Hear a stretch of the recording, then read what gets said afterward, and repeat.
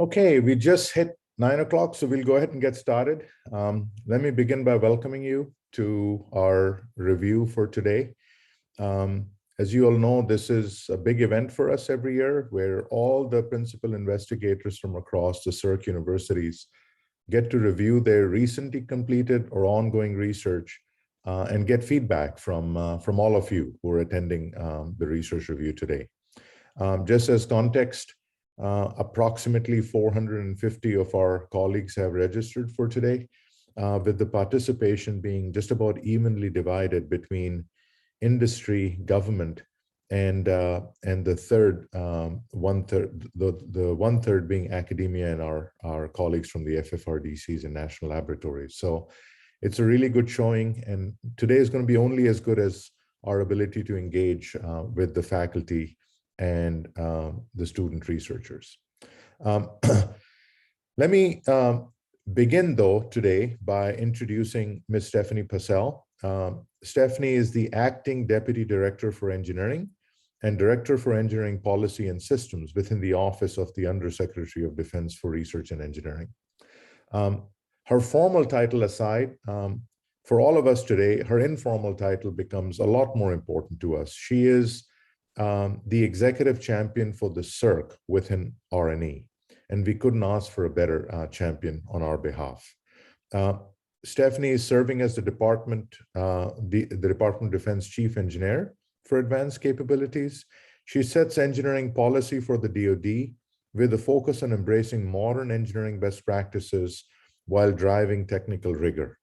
She also leads the DoD-wide communities of practice dedicated to advancing engineering practice and championing efforts such as digital engineering, modular open systems, and many traditional specialty engineering focus areas. She leads mission integration management and supports major defense acquisition programs through engineering and test assessments.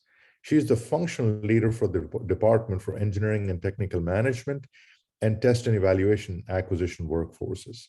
She also has the responsibility for the Joint Hypersonics Transition Office and the Strategic Intelligence Analysis Cell. My sincere hope is that 2021 will be the last time we get to do this review in a virtual format, and that beginning in 2022, we actually get to meet in person and engage with each other in 3D versus in a virtual format. Over to you, Stephanie.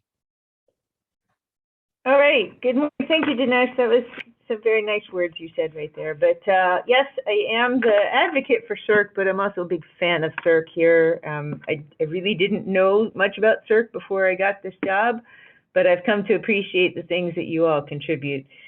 So just looking over the agenda for today, you guys have got some really interesting topics here, and I've been busy with my agenda kind of starring the ones that I'd like to listen in on. I've got a bunch of other stuff going on today, but I'm going to at least keep half an ear on what's going on here, even when I have conflicts going on. But I'm especially excited that you all have the modernization folks on to do your keynote and the panel. I think I spoke at the AI for SE and the SE for AI, what was that, maybe a week and a half ago. And I kind of gave a preview that you'll get to hear from our PD for AI as part of the panel that's going on today. And so what I think is interesting here is, you know, my theme when I'm supporting all of your research reviews and the workshops that you put on is to help us, you know, bridge between academia and practice. And so I think it's going to be really interesting to hear what the technology modernization folks have to talk to you guys about today, and to really think, you know, for the SERC kind of folks to think about what are the implications for the system engineering practice that those technology developments bring to mind. You know, and I mentioned this the other week for the AI for system engineering for AI thing, that there's some really interesting interplay in that area, and that's not the only place, but between the how can system engineering help to advance those technologies, but also what can applying those technologies do for system engineering? And there's some, design elements to say, like, the power of AI. What do I need to put into my design to enable that, enable the longer term harnessing of what AI can do in the future, right? How can I make my system so that it produces the things that AI can operate on in order to make it better in the future if it's not that kind of a system today? So I'm kind of stuck on the AI thing because we were just talking about that recently, but lots of there's all kinds of interesting things in autonomy, and what does that mean in the world of thinking about like safety and VV&A of systems. There's all sorts of really interesting implications for what I lump into, put under the umbrella of system engineering, that those technology developments have all kinds of implications we need to be thinking about in the system engineering world. So I'll just wrap this up with, Dinesh mentioned this in his intro, but in our system engineering area, we're focused on trying to modernize our approach to system engineering in the department. I know you guys have heard about that multiple times. I've talked about it. Nadine has talked about it. How can we improve our approach to system engineering? How can we be more flexible? How can we take advantage of some of the technologies that are going on here? We all know that's going to mean affecting some sort of a culture change in a lot of areas that will enable us to do systems engineering a little differently than we were all taught in our, stepwise walk through the process kind of way of doing system engineering kind of things.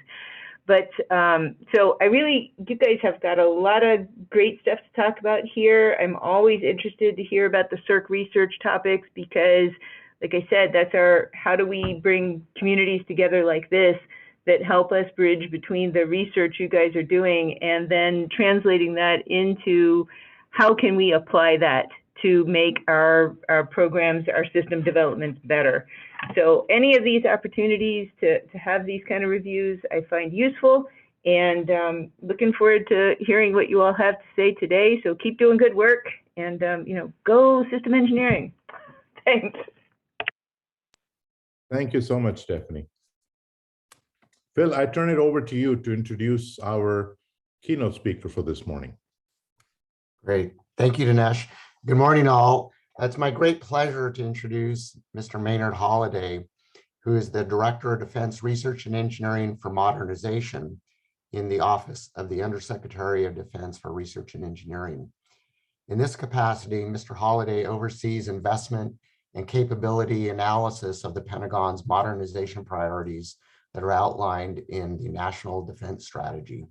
This includes 11 technical areas, 4 of which are represented by Maynard's principal directors for cyber, artificial intelligence and machine learning, autonomy, and biotechnology, who will join Maynard on the modernization panel following his keynote. Mr. Holliday is a mechanical engineer by training with expertise in robotics, international security, and arms control. He has over 30 years of professional experience leading technological innovations in both government and the private sector. Among other notable activities, Maynard has been a robotics engineer at Livermore and Sandia National Labs, as well as various startups and technology companies in Silicon Valley. He helped establish the Department of Defense's Defense Innovation Unit, which strengthened outreach to Silicon Valley and other commercial technology companies. He was a member of the Defense Science Board, and interesting and thankfully, he helped secure tons of weapons-grade nuclear material as a project manager at the Department of Energy. Mr. Holliday has received the Department of Energy's Meritorious Service Award, the Secretary of Defense Medal for Exceptional Public Service, and a Presidential Volunteer Service Award. So Maynard, welcome. We look forward to hearing about your efforts and the department's challenges for us. And over to you, Maynard. Thank you so much, Phil. What Phil neglected to mention is he and I worked together in the last administration before last, where he provided technical support to the Undersecretary for Acquisition Technology and Logistics on the performance of the acquisition system, which was invaluable. and then he and I were most recently colleagues at the RAND Corporation before SERC cherry-picked him, and then before I was appointed to my role here. So it's a pleasure to be with all of you. And next slide. Okay, so as Phil mentioned, modernization priorities are, and its framework is highlighted in the 2018 National Defense Strategy, where it was explicitly stated that to address the scope and pace of our competitors and adversaries' ambitions and capabilities, we must invest in modernization of key capabilities through sustained, predictable budgets. And so that sets the high-level framework. Next slide. And so the U.S., as we all know, is challenged to strike any adversary at will, globally. However, our near-peer adversaries have access to emerging technologies, that we are all, familiar with: autonomy, AI, synthetic biology. With these capabilities having the potential to disrupt future conflicts. And we still are the preeminent military. However, our adversaries' deliberate actions, some of you, may be tracking the Chinese fractional orbital bombardment test, where they sent up a hypersonic, I wouldn't call it missile, but a glide vehicle that did an orbit and then was able to maneuver through the atmosphere to its impact point. So General Milley called that a near Sputnik moment, and it got the world's attention, including ours. And so to maintain our technological superiority for deterrent value, we need to develop new lethal capabilities and accelerate the pace, that we get that capability to the warfighter. And so where we need systems engineering help is we are, in the case of 5G, we've already lost the tech standards battle with China because they established the 5G standard. We need to be cognizant of other standards, for 6G and next G, and be able to, establish influence to, I won't say dictate, but, with our allies and partners, be able to agree on standards, that we know will be open, transparent, no back doors, things like that. We need help in human-machine engineering for AI, ML, and autonomy. So we need multidisciplinary engineers for convergent capabilities, and I'll talk more about that as we get into the modernization priorities. Next slide.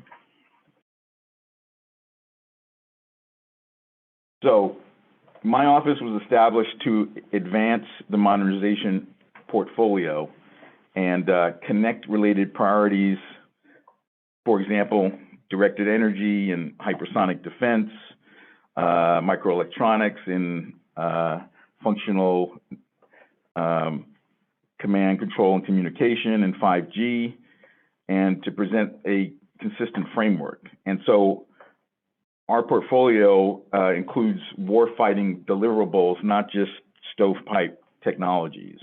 And so, there are cross-cutting enablers, such as AI and machine learning, and certainly microelectronics. And one of the things that we are, focused, laser focused, and pun intended, is on the U.S. industrial base and workforce that include, universities that some of you are at. And so we don't want to just close gaps.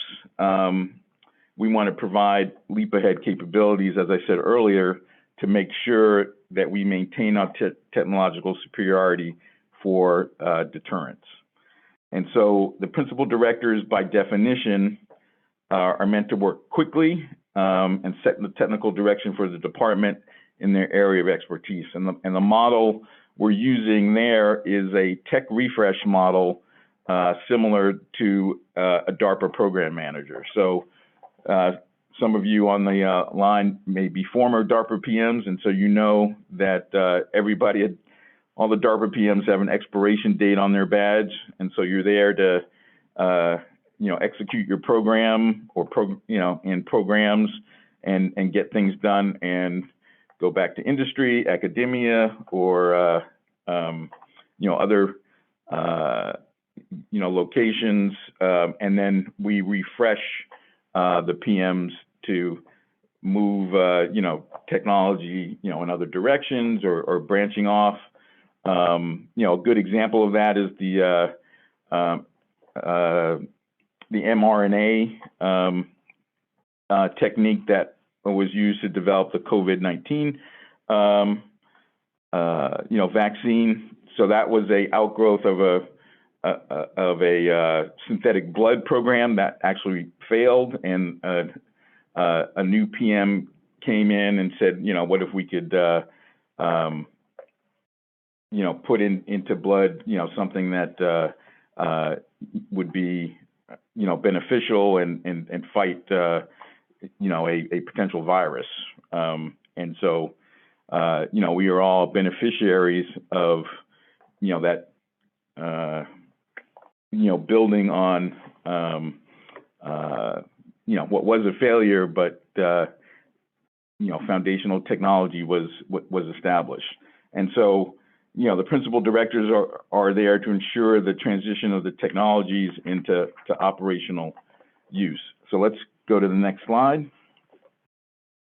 and talk about Section 217 in the NDAA. And so Section 217 is our, framing, fundamental document where we are tasked with identifying critical technologies. Our principal directors are designated as the senior official to coordinate the critical technology activities in concert with the services and DARPA. They are to develop roadmaps and funding strategies, as well as tech transition strategies.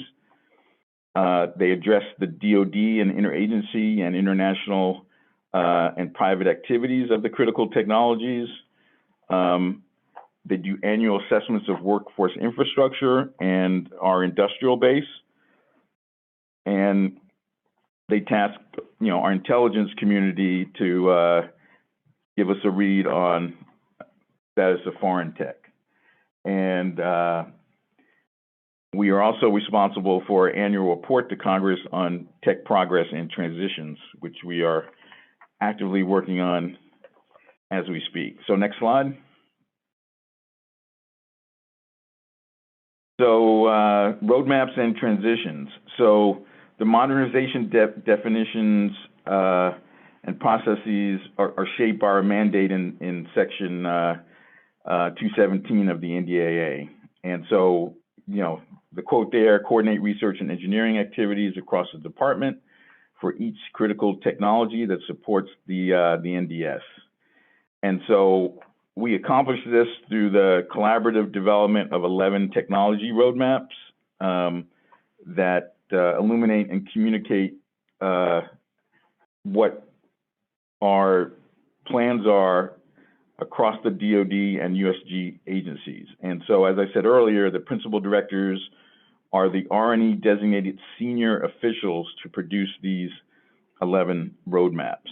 And transitions are reported annually to Congress.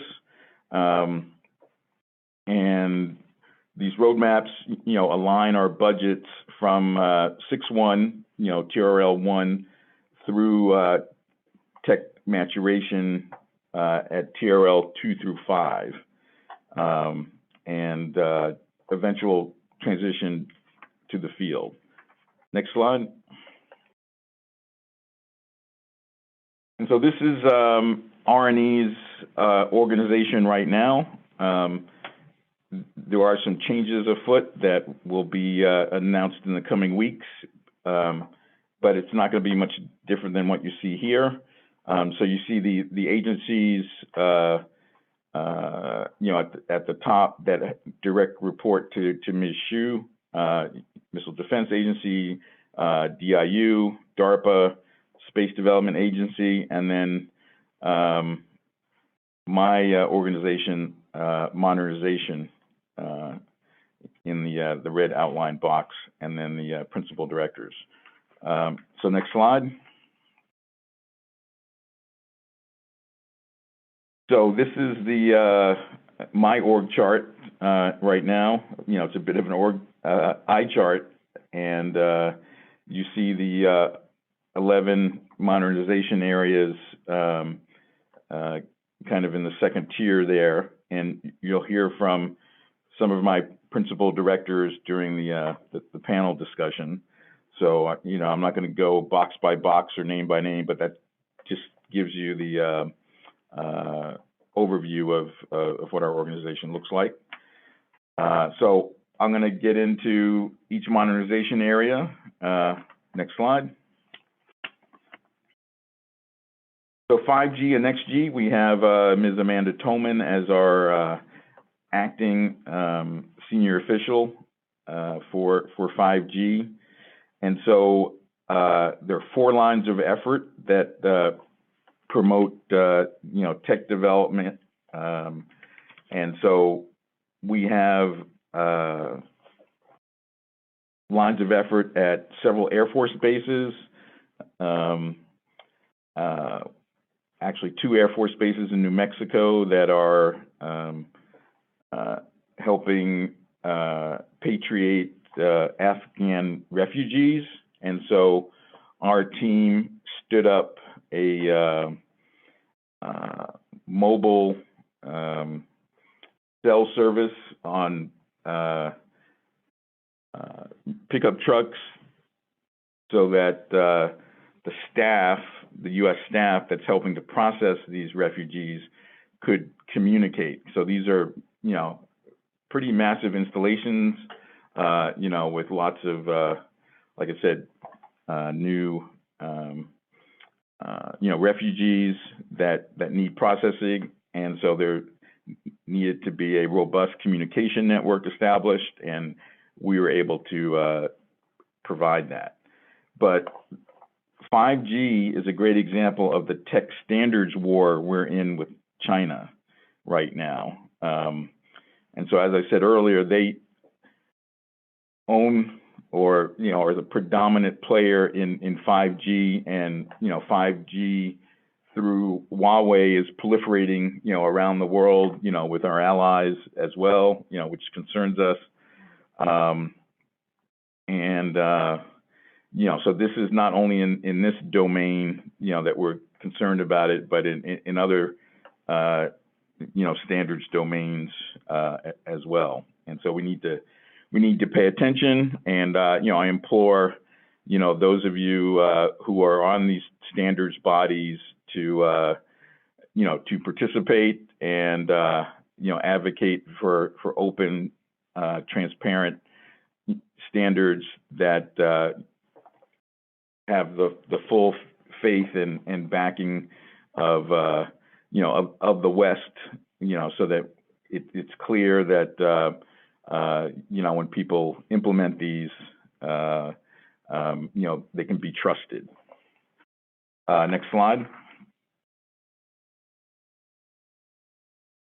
Artificial intelligence. So Dr. Jill Chrisman is our OSD senior official, and you'll be hearing from her on the panel. And And so AI is a cross-cutting technology, applicable, certainly obviously to autonomy, but also to, directed energy, hypersonics, microelectronics, biotechnology. And we need to incorporate AI and ML into, digital systems engineering methods and processes. We are also looking at how to incorporate trust into our systems, because as Phil mentioned in my intro, I was on the Defense Science Board back in 2015, where I was one of the government advisors on the autonomy study, and when we briefed that to the combatant commands, they rightfully pointed out that great potentially disruptive technology, we should absolutely embrace it, but if we can't trust it, we're not going to use it. And so how do you ensure that the systems you're using carry out commander's intent? And if something goes awry, is it auditable? Can you trace the decision tree and how a given system made a decision? And so these are questions we couldn't definitively answer back then. And there's been a lot of work since then on assured autonomy, and we're going to incorporate best practices going forward, and we would appreciate your help in this endeavor. Next slide. And so autonomy, Dr. Jared Riddick is our OSD senior official, and here we need help in the human-machine interface, but also in cognition and ergonomics. And as I said just a minute ago, we need to overlay a trust paradigm so that the warfighter is comfortable, employing these technologies. Both at the edge, at the tactical edge, and then, in everyday, operations. And so you'll hear more from Dr. Riddick during the panel discussion. Next slide. So Dr. Stephanie Rogers is our OSD senior official and PD for biotech, and that's an emerging technology area that we need to pay attention to. Some of you may be familiar with, the Chinese harvesting of our, biological, data, unique, biomarkers from, 23andMe and other companies, as well as their harvesting of biological information from their own population to look at doing surveillance and and other nefarious things. But biotech is another domain where we need to be at the forefront with respect to standards establishment, as well as being able to leverage the tremendous industrial base that we have, and Dr. Rogers can further expound on that during the panel discussion and talk to you about BioMade. Cyber. This is a cross-cutting technology, obviously, and cyber defense is a consideration in all system engineering processes for new and legacy systems. And Mr. Ian Crone is acting as our senior official in this realm, and you'll hear more from him during the panel discussion. And so, we are in a cyber fight daily, which is not not new information, but it's low in intensity, but has big potential ramifications. And as we saw with the pipelines, ransomware pipeline shutdown of, I think it was Colonial, and the meat packing company being taken offline, and what we've got to understand, we have to be able to deter these kind of attacks, and also be able to respond in kind, as well as escalate if necessary, to deter these incursions, because the next attack could be more critical. It could be our air traffic control system. It could be our electrical grid, and so those are things we are absolutely concerned about. All right, directed energy. So the goal of the directed energy program is to achieve dominance in every mission area through the use of high-powered microwaves, as well as pulsed and continuous wave lasers. And so there are some enabling technologies that need to be matured, with respect to optics, battery technology, tracking. We need AI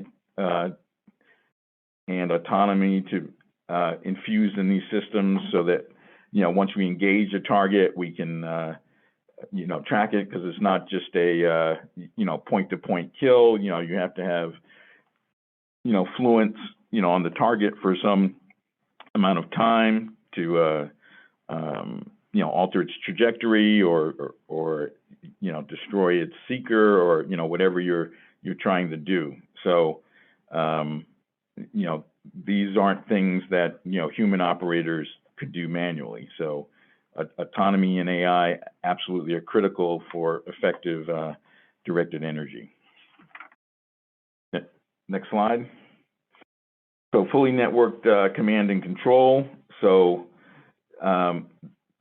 this is a success story. Dr. Zatman has done some amazing work to get the services aligned with standards to enable connectivity and interoperability between all the platforms and systems performing C2.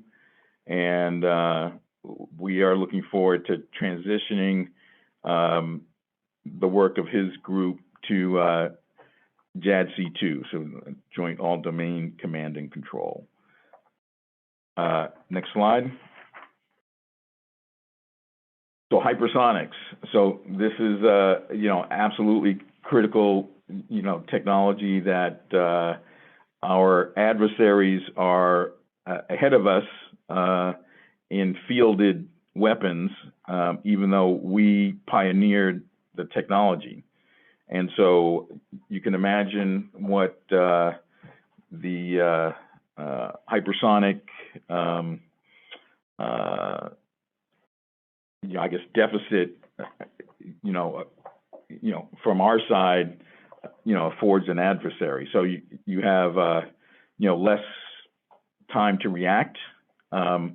Traditional ballistic missile defenses are obsolete, as I talked about earlier with the Chinese suborbital, fractional bombardment test, from several months ago. We have a hill to climb to get to parity against our near-peer adversaries in this domain. And so we need to upskill our workforce, improve our industrial base, reach out and collaborate with our allied partners, develop a defensive capability, as I said earlier, which is has directed energy weapons, as well as autonomy and AI embedded in any defense, and closing the gap with respect to air breathing technologies and other glide vehicle designs and others, so that we, like I said, get to parity and be able to have this capability as a deterrent. Next slide. And so microelectronics is a big area, obviously, that the U.S. recognizes that, we need to onshore, the manufacturing of critical components, because if, the Chinese came across the Taiwan Straits and took TSMC out, much of the world's semiconductor, or state-of-the-art semiconductors would be at risk, So, all of, Apple's new silicon is, built there, as well as, lots of critical components. So that's a huge risk. And so we, the Congress has recognized that, and through the CHIPS Act has appropriated funds to to help U.S.-based semiconductor companies establish nodes or fabs in the U.S. that will not quite match the nodes that TSMC are line widths that TSMC is able to get to, but get us closer to that point, and then also provide us what we call the quantifiable assurance, rather than the trusted foundry model, but a quantifiable assurance model that we can elaborate on later. So next slide. And so quantum science, I am acting right now until our next principal director is on board. We had a Dr. Paul Lapata from the NSA, who was the director, and he termed out, part of our tech refresh model, and he went back to NSA. But our program is focused on the study of how fundamental physics, can be exploited to our military advantage. And so the low-hanging fruit in quantum is atomic clocks and quantum sensors right now. And so in a GPS-denied environment, you obviously want to be able to maintain your precision navigation and timing, and atomic clocks, allow our forces to do that. Right now, their unit cost is, I won't say prohibitive, but needs to come down. They're about $3,000 per unit, and we'd like to obviously bring that cost down. And so, there's work in that arena. And then, quantum computing is, a longer term focus, because, you know, whoever is able to establish a cryptologically relevant computer is going to be able to, you know, break encryption, and but you need thousands, if not millions, of qubits to do that, and you know, nobody is close to that. So this is I would say, a decades-long race that we are, you know, intending to win and be part of, you know, the research to get there. And next slide.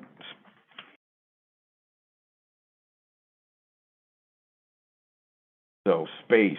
So this is obviously a contested domain, and you know, there's a domain in the cislunar space that the tech standards war with China, you know, will be contested, and so it's easy, you know, for a nation to establish a presence there because you know, there's nothing there yet, and so we have to be cognizant of the capabilities that our adversaries are putting up in space to you know, threaten our GPS constellation, as well as some of our exquisite ISR capabilities, and so that's an issue. Next slide.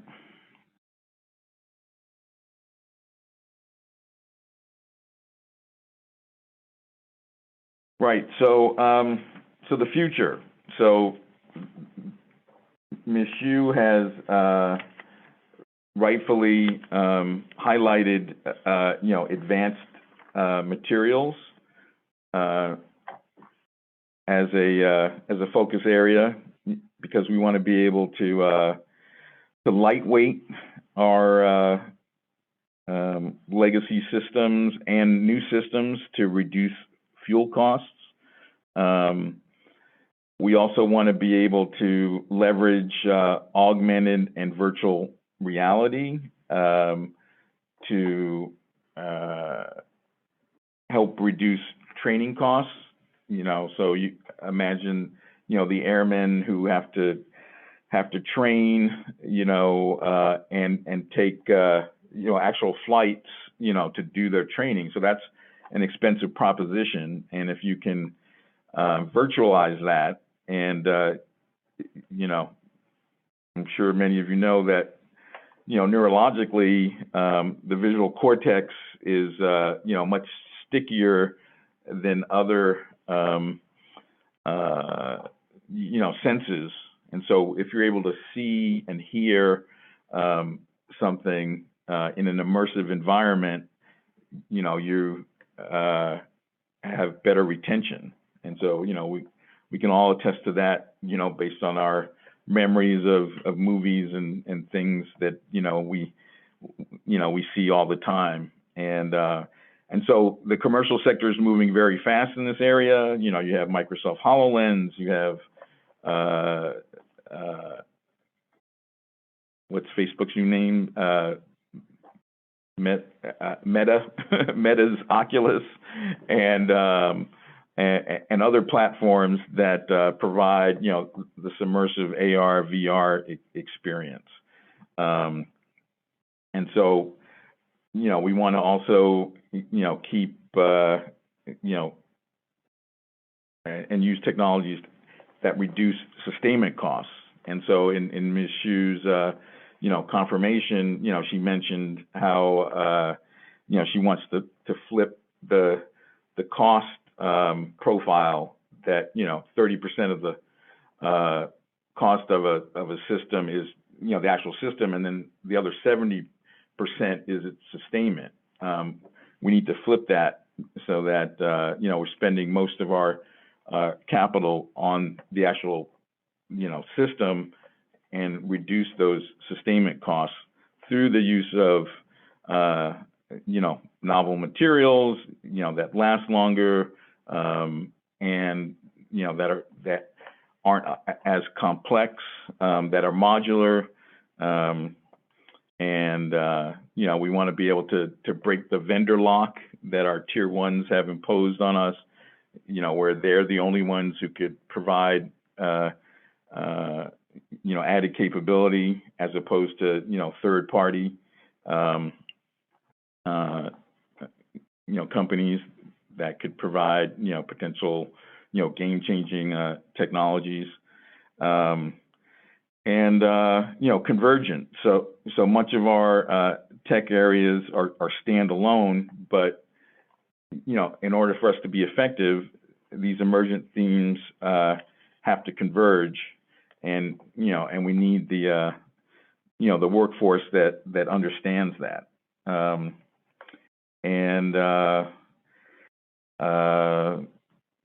Obvious convergence in cyber, electronic warfare, and information operations.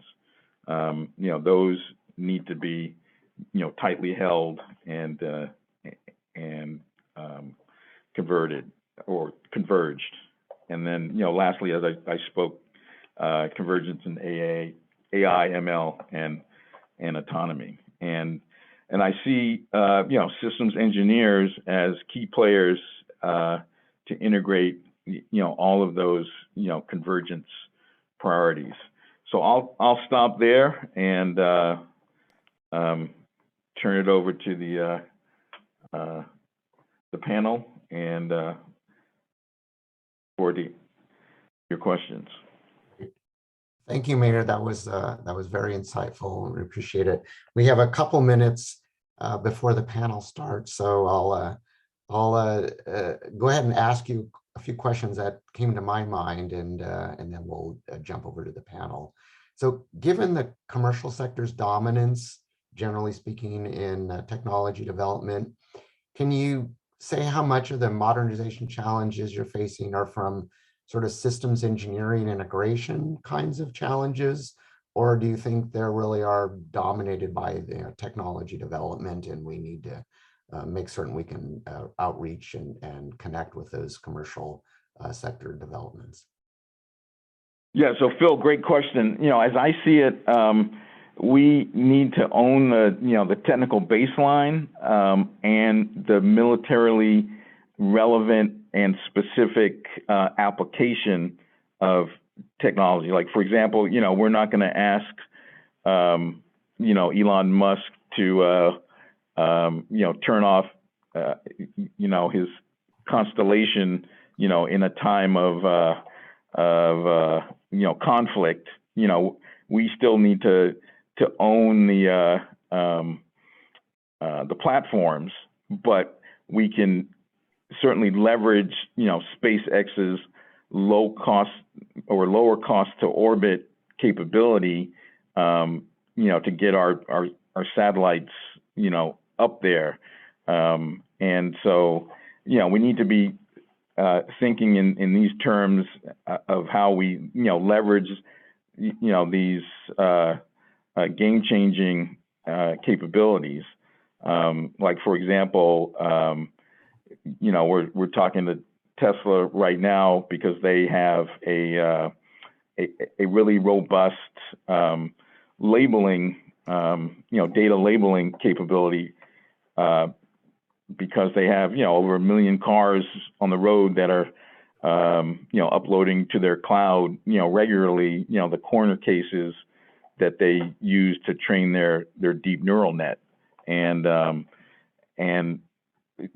real key to, AI and machine learning is, accurately labeled data. And so, we can learn from them, but, our data that, we need to learn on is, completely different than, what, Tesla automobiles are seeing every day. Over. Great, thank you.